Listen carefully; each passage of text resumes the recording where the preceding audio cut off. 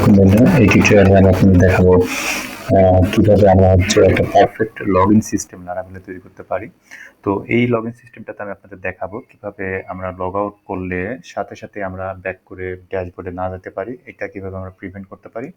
আমরা remember me কিভাবে login করতে পারি, রিমেম্বার মি দিয়ে কিভাবে আমরা ইউজার নেম অথবা ইমেল যেকোনো একটা দিয়ে লগইন করতে পারি একই সাথে, এবং আমরা কিভাবে রেট লিমিটার দিয়ে আমরা ইউজারের রিকোয়েস্টকে ব্লক করতে পারি সে যদি মানে প্রথমবার লগ ইন করতে গিয়ে ফেলড হয়, জাস্ট ডেমো পারপাসে এই জিনিসগুলো আমরা দেখব। তো দেখুন, আমাদের এখানে কিন্তু দেখতে পাচ্ছেন দুইটা ইউজার আছে। তো আমি ডাটাটা ডিলিট করে ফ্রেশ ডাটা মনে করে ইম্পোর্ট দিচ্ছি, জাস্ট ফ্রেশ থেকে দেখানোর জন্য। সাপোজ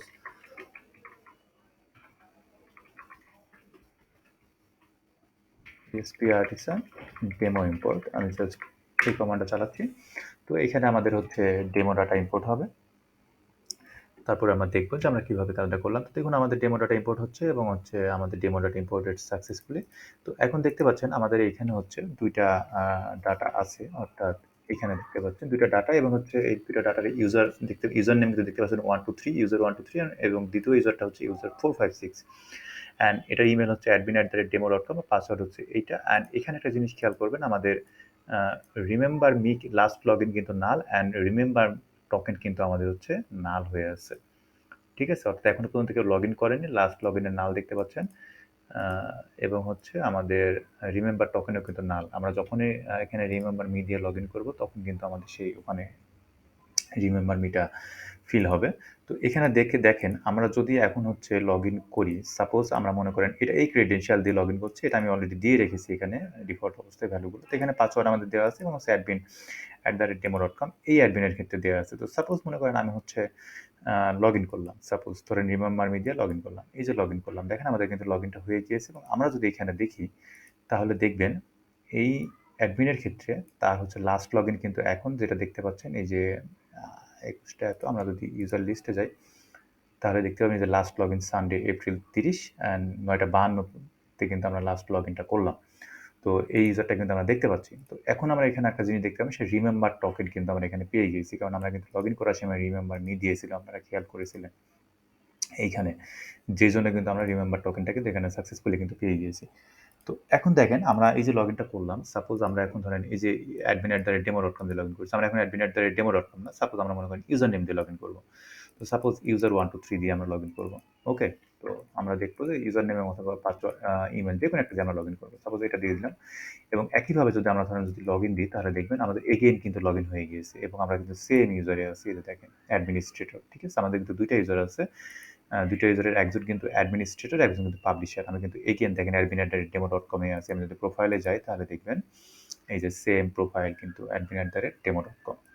ওকে, তো দেখতে পেলেন আমরা কিন্তু ইউজার নেম অথবা ইমেল দিয়ে আমরা কিন্তু কিভাবে সাকসেসফুলি লগ ইনটা করলাম। এখন আমরা দেখব উইথ রিমেম্বার মি। ওকে, এখন আমরা দেখব, সাপোজ মনে করেন আমরা ভুল ডাটা ইম্পোর্ট দিচ্ছি।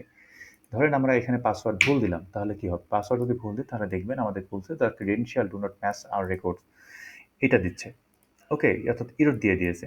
এখন যদি আমি এগেইন রিকোয়েস্টটা দিই, ভুল রিকোয়েস্ট দিই, তাহলে আবার দেখবেন আমাদেরকে কি বলছে, এই দেখেন too many log in attempts, please try again in 50 second. অর্থাৎ আমরা 50 সেকেন্ডের মধ্যে কিন্তু আর রিকোয়েস্ট পাঠাতে পারবো না। আমরা যদি 50 সেকেন্ডের মধ্যে রিকোয়েস্ট পাঠাই, আমাদের রিকোয়েস্ট কিন্তু সে ব্লক করে রাখবে। ওকে, এটা কিন্তু কোনোভাবেই ওই সেকেন্ডের মধ্যে কিন্তু আর কাজ করবে না। দেখেন 30 সেকেন্ড এরকম বলতেছে। তো এই যে প্রসেসটা হলো, কাজটা আমরা কিভাবে করলাম। তারপরে এখন দেখেন আমরা যে লগ আউট করছি, আমরা ধরেন লগ আউট করে আমরা কিন্তু সাথে সাথে এই ব্যাকে কিন্তু আমরা যেতে পারবো না, গেলেও কিন্তু সে বাধা দিচ্ছে। ঠিক আছে? তো আমরা যদি এটা দেখাচ্ছি, এটা কিন্তু এখন হবে না। পেজ যেহেতু রিফ্রেশ দিয়েছি, আপনারা দেখবেন Laravel এ যখন লগ আউট করবেন, লগ আউট করার সাথে সাথে যদি এখানে ব্যাকে ক্লিক করেন তাহলে দেখবেন আপনারা কিন্তু ড্যাশবোর্ডে যাইতে পারবেন। ওকে, বাট এই অ্যাপ্লিকেশনে কিন্তু আপনি ড্যাশবোর্ডে যাইতে পারবেন না। সেটা আমি আপনাদের দেখাচ্ছি, কয়েক সেকেন্ড যাক।